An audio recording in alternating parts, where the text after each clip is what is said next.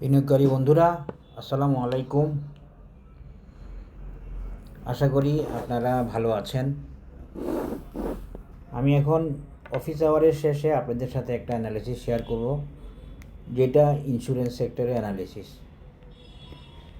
তো আজকে আলহামদুলিল্লাহ ইন্স্যুরেন্স সেক্টর সবার প্যানিক থেকে কাটিয়ে উঠে দাঁড়িয়ে গেছে, কিন্তু এখন পর্যন্ত আসলে কোনো পজিটিভ নিউজ আসে নাই। হয়তো আসবে এরকম মনে হয়, আমি যতটুকু জানি পজিটিভ নিউজ কিন্তু আসে নাই, বা কোনো সিদ্ধান্ত চেঞ্জ হয়েছে বা এই ডিসিশন হয়েছে এরকম কিছু আসে নাই।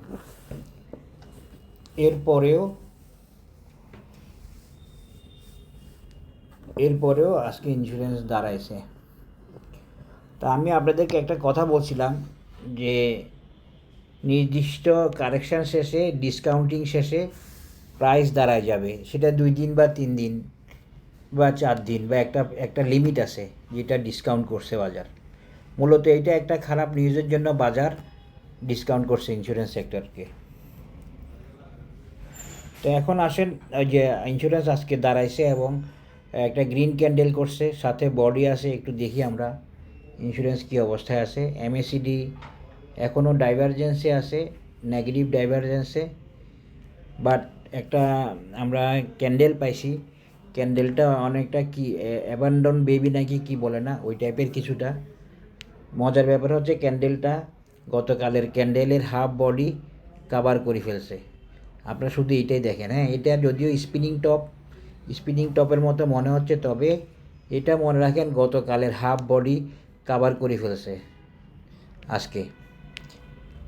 এবং গতকালের ক্যান্ডেলটাও ছিল অনেকটুকু পথ, অনেকটা শ্যাডো দিয়ে একটা ক্যান্ডেল। তা আমি আপনাদেরকে টেকনিক্যাল অ্যানালাইসিস দিতে গিয়ে আমি গতকাল প্রথমে আপনাদেরকে একটা জিনিস শেয়ার করছিলাম, সেটা ছিল ফিবোনাসি মেজারমেন্ট দিয়ে আমি দেখানোর চেষ্টা করছি, যেটা 0.618 লেভেল পর্যন্ত নামছে। এইটা আমি শেয়ার করার পরে আমার বিভিন্ন হিসাব আছে, সেই হিসাবে আমার কাছে ইন্স্যুরেন্স নেমে যাওয়ার ছিল না। আমি বিশ্বাসও করি না ইন্স্যুরেন্স নেমে যাবে। আমি আপনাদেরকে একটা ক্যান্ডেল দিয়ে দেখাইছিলাম যে এই ক্যান্ডেলটা এরকম হওয়া ইন্স্যুরেন্সের জন্য প্রয়োজন। ওই ক্যান্ডেলগুলো রিলেটেডই এই কারেকশানটা হয়েছে। যাই হোক, ওইটা আমি বলতে চাচ্ছি না, বলবো ডিসকাউন্টিং হয়েছে, মার্কেট নেগেটিভ সিদ্ধান্তে মার্কেট ডাউন দিছে, কিন্তু সিদ্ধান্তটাই হয় নাই। আশ্চর্য এক বাজার, সিদ্ধান্তটা হয় নাই, তাও ডিসকাউন্ট করে বসছে, ইন্স্যুরেন্সকে মাইট দিছে। বাজার এটা করবেই। বাজার যে কোনো ভালো রেজাল্ট, ভালো নিউজ এবং যে কোনো খারাপ নিউজ অবশ্যই ডিসকাউন্ট করবে। তো আমি এই ফিবোনাসি দিয়ে দেখানোর পরে আমার তো অনেক হিসাব আছে। আমি আপনাদেরকে বলছি, আমি যখন একটা অ্যানালিসিস দিই যে কোনো একটা চার্টে, আল্লাহর রহমতে আপনারা মনে রাখবেন, কখনো আমি শুধুমাত্র এই চার্ট দেখে অ্যানালিসিস দিই না। আমার আরও অনেক কিছু দেখে নিতে হয়, দেখা থাকে বা বোঝার থাকে, বা জেনে নিতে হয়, জানার থাকে। আমি অন্য কিছু বুঝি, দেখি, তারপরে আমাকে ইন্ডিকেটর অসিলেটর সহ তারপরে আমি আগাই। তো ইন্স্যুরেন্সও সেরকম, ইন্স্যুরেন্স মারতেছে, আমি দেখতেছি পজিশন ঠিক আছে কি না। মারতেছে তো সব মারতে তো পারেই, এটা তো বাজার, কমবে বাড়বে কমবে, কিন্তু পজিশন ঠিক আছে কি না আমি সেটা দেখতেছিলাম। তা আমি সেরকম পজিশনে খুব বেশি সমস্যা পাই নাই।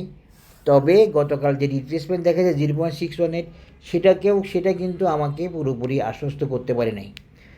তারপরে আমি রাত্রে হঠাৎ করে ভাবলাম, আমি তো ব্ল্যাক সোয়ানের কোনো অ্যানালিসিস দিই নাই, একটু দেখি তো এই মেজারমেন্টটা ব্ল্যাক সোয়ানে যায় কি না। পরে আমি একটা মেজারমেন্ট দিলাম এবং মেজারমেন্টটা আমি বরাবর আলহামদুলিল্লাহ এই ব্ল্যাক সোয়ান প্যাটার্নটা পেয়ে গেছি। এই ব্ল্যাক সোয়ানটা প্যাটার্নটা যখন রাত্রে আমি পাইছি, সেটা আমি আপনাদের সাথে শেয়ার করছি প্রায় সাথে সাথে বলা যায়। এই জন্য করছে যে যাতে আপনাদের টেনশন কমে, বা আপনারা প্যানিক থেকে সরে আসতে পারেন। তো ব্ল্যাক সোয়ান পাওয়ার পরে আমার কাছে মনে হয়েছে ইনশাল্লাহ ইন্স্যুরেন্স দাঁড়ায় যাবে, কারণ এই ব্ল্যাক সোয়ানের মেজারমেন্টটা ছিল ফার্স্ট ক্লাস, মনে হয় যেন কম্পিউটারে করা মেজারমেন্ট। হ্যাঁ, এই জন্য আমি ব্ল্যাক সোয়ানটা পাওয়ার পরে আমি দেখলাম যে এটা তো হুবহু মেজারমেন্ট, তখন আমি এই অনেকটুকু আশ্বস্ত হয়ে গেছি যে আমি যে বলছি ইন্স্যুরেন্স দাঁড়াবে সেটা ঠিক আছে। এইটাই ছিল আমার ব্ল্যাক সোয়ানের মেজারমেন্ট। এই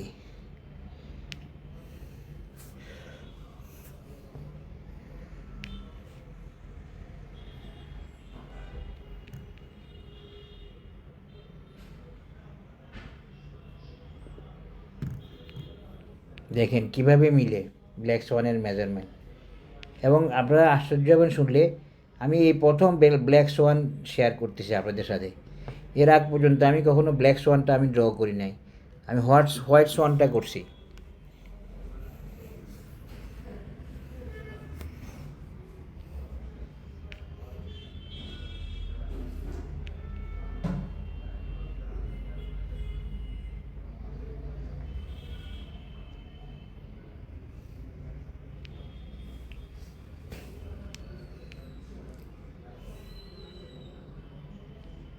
এই ব্ল্যাক সোয়ান প্যাটার্নে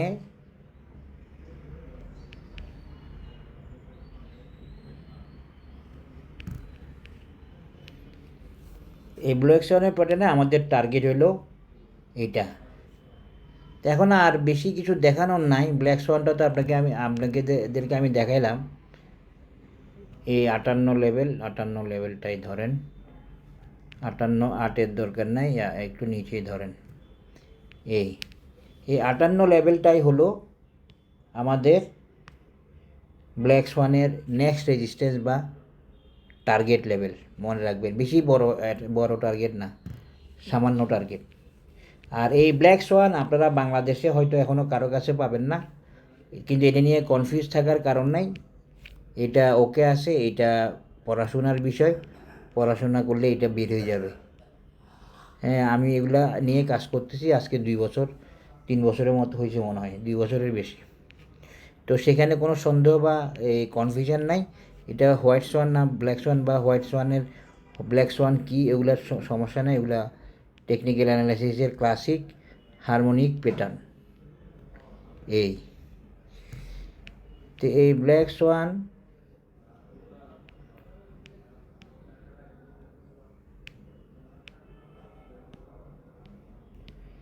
এই ব্ল্যাক সোয়ান কিন্তু বুলিশ, এবং এর টার্গেট কিন্তু বেশি বড় না।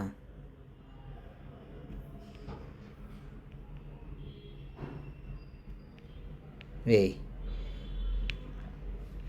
আশা করি বুঝতে পেরেছেন 58 লেভেলটা এখন আমাদের এই ব্ল্যাক সোয়ানের টার্গেট বা রেজিস্ট্যান্স। তাহলে দেখেন, কেউ বলছে ইন্স্যুরেন্স নেমে গেছে, ইন্স্যুরেন্স নেমে যাবে। আসলে ইন্স্যুরেন্স এখনও নেমে যাওয়ার লেভেলে না, এই লেভেল থেকে নেমে যাওয়ার কথা না। কিন্তু এই যে বাজে নিউজ দিল এগুলো, এইটা খুব খারাপ হয়েছে। এই নিউজগুলো দিয়ে ইন্স্যুরেন্স সেক্টরকে একটা ধস দিল। তবে ইনশাল্লাহ আমরা পজিটিভ পাবো খুব দ্রুত ইন্স্যুরেন্সকে, কালকে থেকে আজকেও পাইছি ইনশাল্লাহ। সব মিলে ইন্স্যুরেন্স আবার তার টার্গেট লেভেলে যাবে। মার্কেট মেকানিজমে যেটা আছে সেটাই হবে। দু একটা সাময়িক কথা বা দু একটা সাময়িক নিউজে হয়তো ডিসকাউন্টিং হইতে পারে বা ডিসকাউন্টিং না হইতে পারে, কিন্তু মার্কেট মেকানিজম বা মার্কেট যে প্ল্যান বা যে টেকনিক্যাল অ্যানালিসিসের যে প্ল্যান, সেখানে ইন্স্যুরেন্সের বাধা নাই। এই যে ব্ল্যাক সোয়ান প্যাটার্ন সেটা বলতেছে। তো এরকম ক্লাসিক প্যাটার্ন পেয়ে গেলে আসলে কনফিডেন্স বেড়ে যায়। এই মেজারমেন্টগুলো দেখেন, ফিবোনাসি মেজারমেন্টগুলো যাবেন। আচ্ছা,